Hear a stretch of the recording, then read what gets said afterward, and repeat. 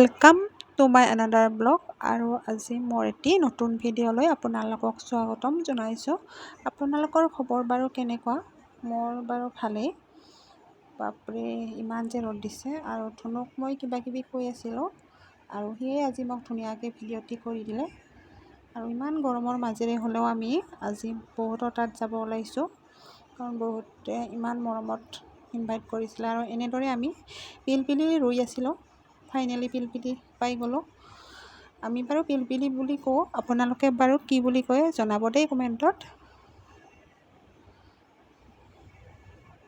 বাপৰে ইমান যে ৰ'দ দিছে। আৰু এনেদৰে আমি আহি পায়স আৰু পিঠা কিবাকিবি খাই দিলোঁ। বেছি ভিডিঅ' নাই কৰা বাৰু, মানে কথা পাতোঁতে পইচা উলিয়াই দিয়া নেদা পাছত কথা গোটেইখিনি মৰা ঘৰটোৱে একে আনবানে না পুৰণ ঘৰত নি গোটেই সমস্ত তামোল খামে।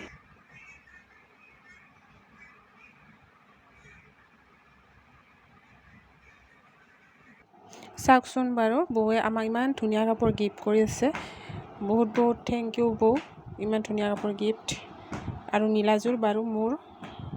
আৰু আজি ভাবিলোঁ দুধ কচু পাতত বৰাকৈ খাওঁ। আৰু ইয়াত মই আদা পিঁয়াজ জ্বালা পেষ্ট কৰি লৈ কিনে বেচনত দি দিলোঁ, আৰু সোৱাদ অনুসৰি নিমখ আৰু কেইটামান গোটা জিৰা লৈ কিনে ধুনীয়াকৈ মিক্স কৰি ল'লোঁ। আমাৰ ফালে বাৰু দুধ কচু বুলি কওঁ। আৰু এয়া মোৰ হৈ গ'ল ৰেডি।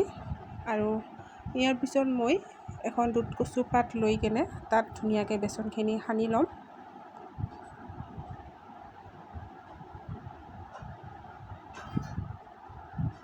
খাই কিন্তু বহুত ভাল লাগে। আৰু এনেকৈ মই সানি ল'লোঁ। বেছি ডাঠ কৰি দিব নালাগে, মিডিয়ামকৈ দিলে হ'ল বেচনখিনি। আৰু তাৰ ওপৰত আৰু এখন পাত লৈ কিনে ইয়াতো ধুনীয়াকৈ সানি ল'ম। এয়া মই সানি ল'লোঁ। তাৰপিছত আৰু এখন পাত ল'লোঁ, আৰু ইয়াতো মই ধুনীয়াকৈ সানিম।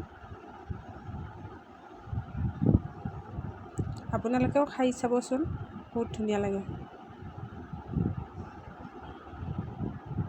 আৰু এতিয়া সানা হোৱাৰ পিছত মই ধুনীয়াকৈ পাতখিনি ৰোল কৰিম।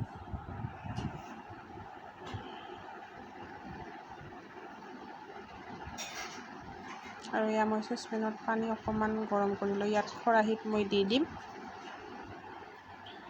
আৰু বাচন এটাৰে ধুনীয়াকৈ ঢাকি ল'ম। আৰু কিছু সময় পিছত মই